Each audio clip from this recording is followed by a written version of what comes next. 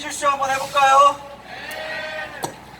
퀴즈 하기 전에 대한민국 유튜버들 중에서 제가 제일 잘할 수 있는 게 있습니다. 대한민국이 홍콩처럼 된다는 게 정말 어떤 의미인지 가장 잘 말씀드릴 수 있습니다. 저는 유튜브를 6년 했습니다. 그런데 그 전에 홍콩에 8년간 살고 있었습니다. 2019년 제가 그때 유튜브 채널을 만듭니다. 홍콩에서는 어마어마한 시위가 인구 700만 중에 70, 80%가 나오는 역사적인 시위가 벌어지고 있는데 대한민국 그 어떤 언론도 그걸 보도한 적이 없습니다.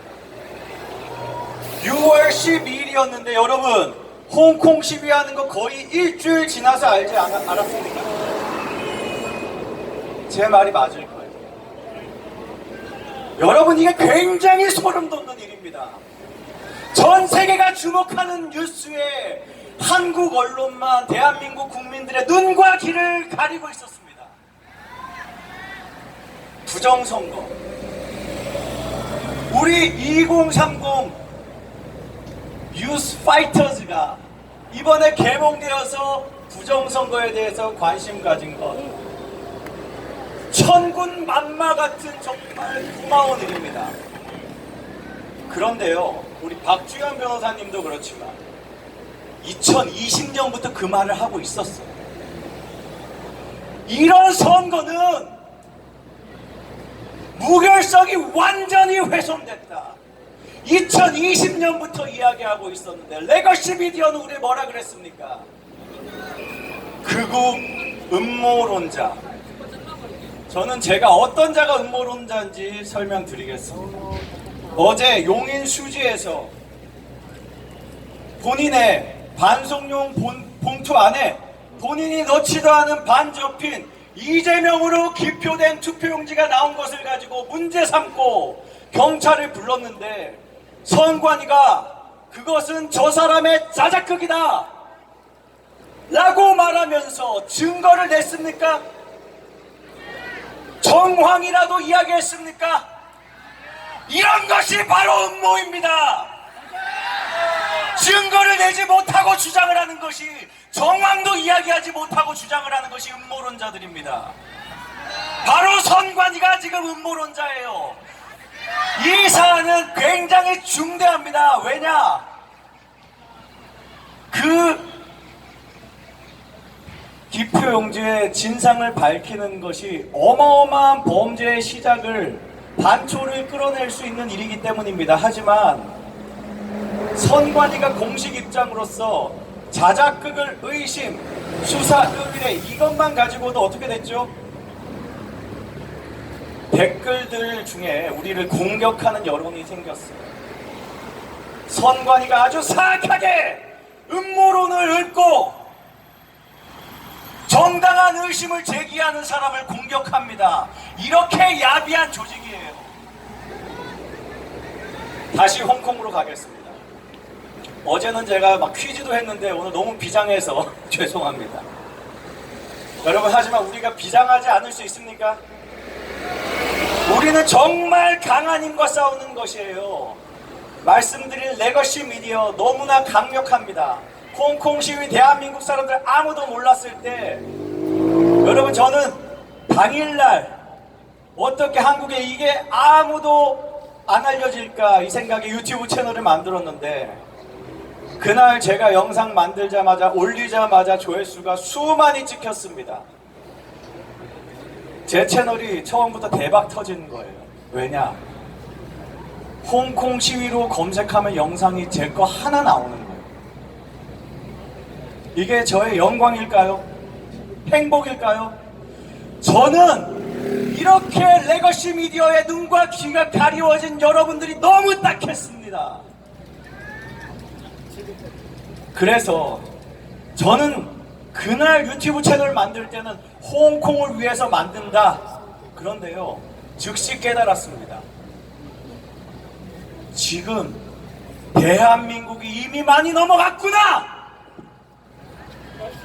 친중 세력들이 대한민국의 언론을 붙들고 또 모든 행정기관을 이용해서 열심히 친중하고 있구나 정확히 느꼈습니다. 홍콩이 얼마나 끔찍한 일이 벌어진 나라인지 한번 말씀드리겠습니다. 제가 홍콩에서 떠나온 건 21년도입니다. 저는 시진핑을 피해서 도망 온 거예요. 도망 왔습니다. 감옥 가기 싫었어요. 그때 무슨 법이 만들어졌냐? 국가안전법이라는 게 처음 만들어졌는데 홍콩 시위 때 활동했던 모든 사람들의 소급 적용해서 잡아 넣었습니다. 홍콩 시위를 홍콩에서도 제대로 알리는 레거시 미디어가 없었습니다. 딱 하나 유튜브 채널, 대한 매체 애플데일리라는 매체가 있었어요. 한문으로는 빙과일보라고 부릅니다. 그 매체는 지오다노라는 패션 사업을 해가지고 1000억 넘는 부를 일군 사람이 홍콩의 자유를 위해서 기여하겠다는 마음으로 만든 매체예요. 그 매체 지금은 사라졌습니다. 이 매체가 스스로 수익을 낼 수 있는 구조가 아니라 이 기업주가 자선 사업하듯이 본인의 자산을 나눠서 월급을 주는 구조였습니다. 홍콩 정부가 이 지민 라이라는 이 사주의 모든 재산을 몰수합니다. 아까 말씀드린 대로 새로 만든 법으로 소급 적용해서 죄목은 뭐냐? 홍콩 정부에 저항했다는 것뿐이에요. 외세와 결탁해서 홍콩 정부에 비판을 하면 재산을 다 몰수하고 깜빵에 넣는다! 이게 21세기 최고 선진국 1인당 국민소득 6만 불이 넘는 홍콩에서 벌어진 일입니다. 그걸 바라보는 국제사회의 시선이 있어도 미국도 그걸 막지 못했어요. 여러분, 대한민국에서 이런 일들이 똑같이 벌어질 수 있을까요? 대한민국에서는 입법권이 없는 판사도 입법을 해서 최고 통치자를 체포해서 감옥에 넣는 그런 일이 이미 벌어졌습니다. 홍콩과 다릅니까? 전 세계에 이런 일들이 벌어지는 나라가 정말 손에 꼽는데 그 중에 하나 대한민국이 이미 들어가 있는 거예요. 우리가 정말 깨어 있어야 합니다. 홍콩에서는 시위는 굉장히 영향력이 강했습니다. 이미 홍콩 시민들은 다 설득됐습니다. 아니요, 이미 같은 마음으로 시작을 했습니다. 그래서 시위 국면 다음은 선거 국면이었습니다. 시위를 주도했던 우리가 잘 아는 이름들이 있어요. 조슈아 웡이라는 사람도 있고, 네이선 로우, 아그네스 차우, 그리고 그 외에도 많이 그걸 돕는 사람들이 있었습니다. 당을 처음 만들었는데 만들자마자 선거에서 돌풍을 일으킵니다. 정말 많은 의석을 차지했어요. 그런데 제가 아까 뭐라 그랬죠? 그 다음에 입법이 된다 그랬어요. 그들은 왜 그 법을 막지 못했을까요? 선거를 압승했는데 왜 그 악한 친중 법안을 막지 못했을까요? 여기에는 홍콩의 선거 제도에 함정이 있습니다. 홍콩은 직선제가 아닙니다. 영국이 홍콩을 반환하기 직전에 직선제를 완성해 놨는데 반환이 되자마자 간선제로 바꿔요. 일부 직선제 체험하듯이 아주 적은 숫자의 의원만 홍콩 시민들이 뽑고 직능단체 대표라는 걸 따로 뽑습니다. 이게 과반수예요. 그 어떤 선거를 해도 자유민주주의 의원들이 친중 의원들 숫자를 능가할 수가 없는 구조입니다. 여러분, 자유의 적은 이렇게 무섭습니다.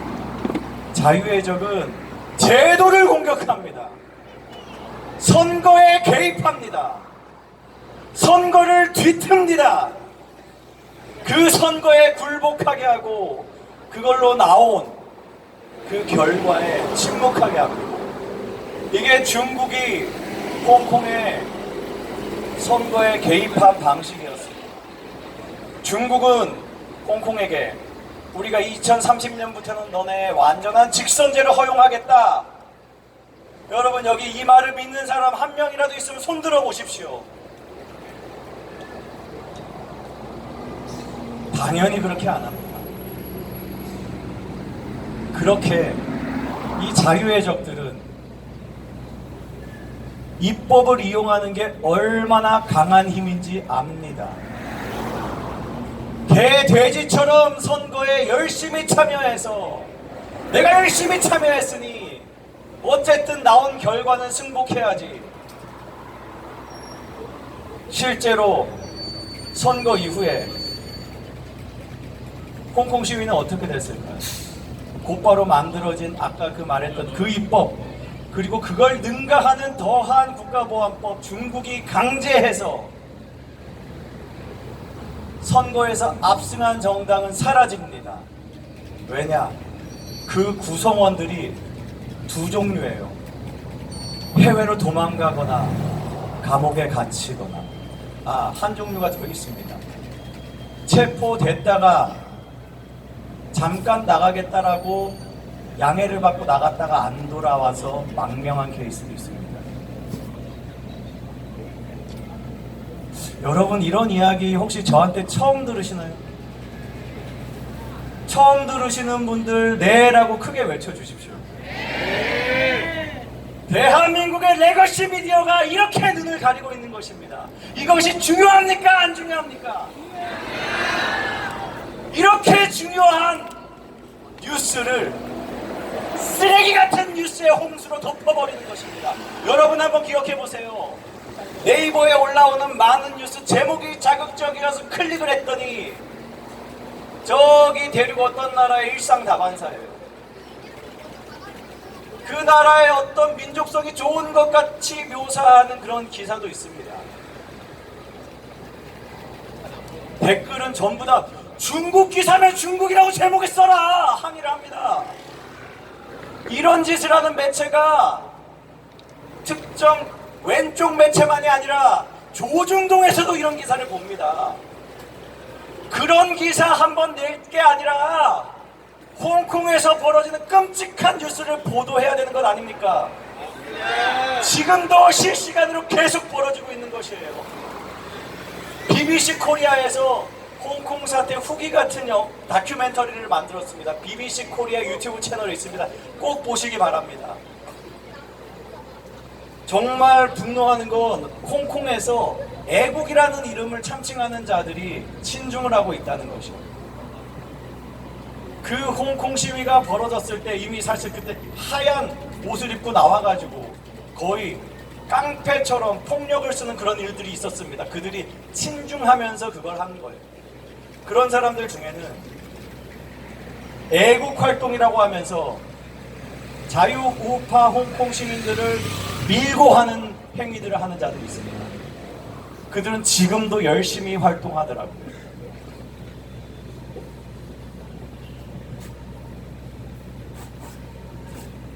이렇게 입법, 사법, 행정 모든 것이 중국에 장악당하고 나면 이런 앞잡이들이 활개치면서 우리는 점점 위축될 수밖에 없습니다.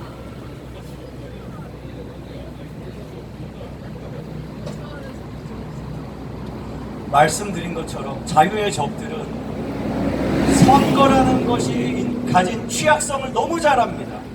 그래서 선거를 공격하는 것입니다. 홍콩이라는 곳에 선관위에서 홍콩 시민들을 세뇌하기 위해서 다큐멘터리를 만듭니다. 민주주의와 리더십이라는 제목으로 중국의 인사들을 옹호하는 다큐멘터리를 만드는 거예요. 1편이 왕후닝입니다. 이름 들어보신 분 계신가요? 시진핑의 책사예요. 2편이 덩샤오핑입니다. 5편이 저우원라이예요. 5편만 만들고 끝났는데 3명이 다 중국 정치인들입니다. 다 공산당 최고 간부예요. 왕후닝 굉장히 이상합니다. 왕후닝이라는 사람은 특별히 그 시기에도 대단히 노출된 사람이 아니었거든요. 그런 다큐를 만들고 전적으로 세뇌를 하더라고요. 제가 방금 거짓말했습니다. 여기 아시는 분들도 계실 거예요. 무엇을 거짓말했을까요? 제가 말씀드린 이 다큐멘터리는 홍콩의 선관위가 아니라 대한민국의 선관위가 만든 영상들입니다. 미쳤다. 대한민국의 선관위가 2018년도에 시진핑의 독재 권력을 강화하는데 대단한 공을 세웠던 왕후닝이라는 자를 찾아가는 다큐멘터리를 만들었습니다. 지금도 우리가 왕후닝이 누군지 몰라요. 대단히 노출된 사람이 아니거든요. 저는 그 다큐멘터리를 만든 사람은 왕후닝을 어떻게 알았는지 굉장히 궁금합니다. 지금도 공산당 서열 5등, 6등 되는 것 같은데 그때는 훨씬 더 아래였습니다. 그런 사람을 억지로 발굴해가지고 조명하는 다큐멘터리를 만드는 게 중국의 선관위도 아니고 홍콩의 선관위도 아니고 대한민국의 선관위입니다. 여러분, 중국이 대한민국의 선거에 영향을 끼치기 시작했습니까? 아닙니까? 그 2018년도에는 캐나다에서 올해 기밀이 해제돼서 알게 된 캐나다 선거 개입이 있었습니다. 중국 공산당이 캐나다 선거에 개입하고 선거에 출마한 정치인에게 추적이 안 되는 현금으로 거액을 갖다 바치고 정부 관계자들에게 뇌물을 준 일이 팩트로 완전히 확정되어서 이번에 공개가 되었습니다. 2018년, 17년에 벌어진 일입니다. 똑같은 시기에 호주에서도 친중 정치인에게 호주 달러 100만 달러가량을 주겠다 했더니 이 정치인이 양심선언을 하겠다고 나섭니다. 그런데 양심선언 기자회견이 약속되었던 그 시간 전에 이 사람은 호텔에서 변사체로 발견됩니다. 여러분, 대한민국의 정치 중국에 영향 끼칩니까? 안 끼칩니까? 중국이 호주와 캐나다만큼 대한민국에 관심 있겠습니까? 없겠습니까? 훨씬 더 많이 관심 가지고 있습니다. 그리고 훨씬 쉽습니다.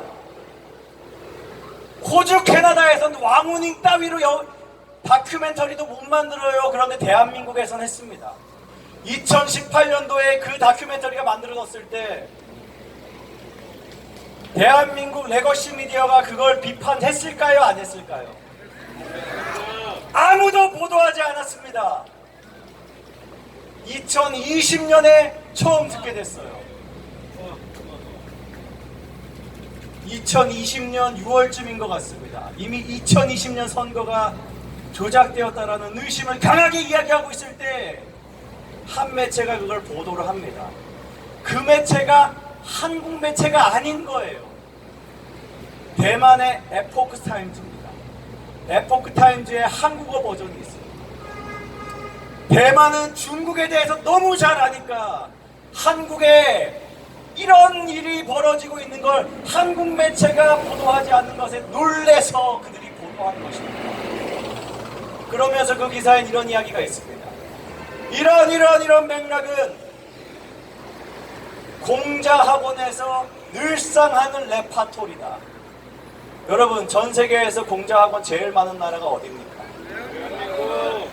바로 그것입니다.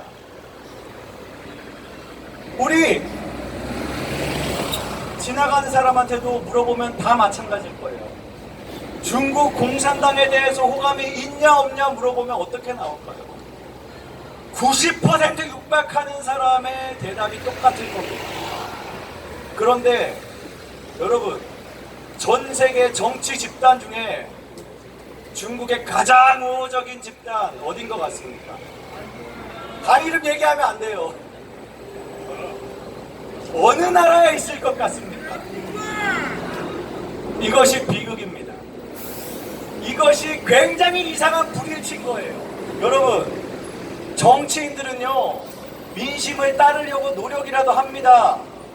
그런데 딱 이 이슈만큼은 민심을 거스르려고, 민심을 끌고 가려고 노력하는 정치인이 있다면 거기에는 그 뒤에 보이지 않는 영향력이 있는 것입니다. 그런 영향력들이 쌓이고 쌓여서 정치인들이 특정 방향으로 정치를 하게 만드는 것이에요. 그렇기 때문에 우리가 선거를 잘해야 되는 것입니다. 그리고 그렇기 때문에 우리가 선거의 무결성을 완벽까지 추구해야 되는 것입니다. 여러분, 이제부터 퀴즈 시간입니다. 한 지역의 인구가 2,000명인데 투표자 수가 2,000명이 나온 게 정상입니까? 미친 소리입니까?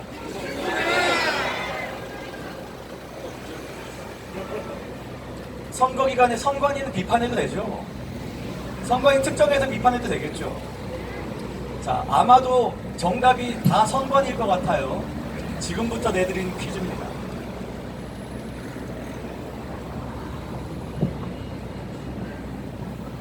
봉인지는 반드시 딱 붙어서 간인까지 잘 해서 그걸 떼었을 때 떼었다는 게 티가 날 수밖에 없게 해야 된다라고 주장하는 사람들이 미친 사람입니까? 뗐다 붙였다 그거 띠부실이나 똑같다 라고 하는 선관위가 미친놈들입니까?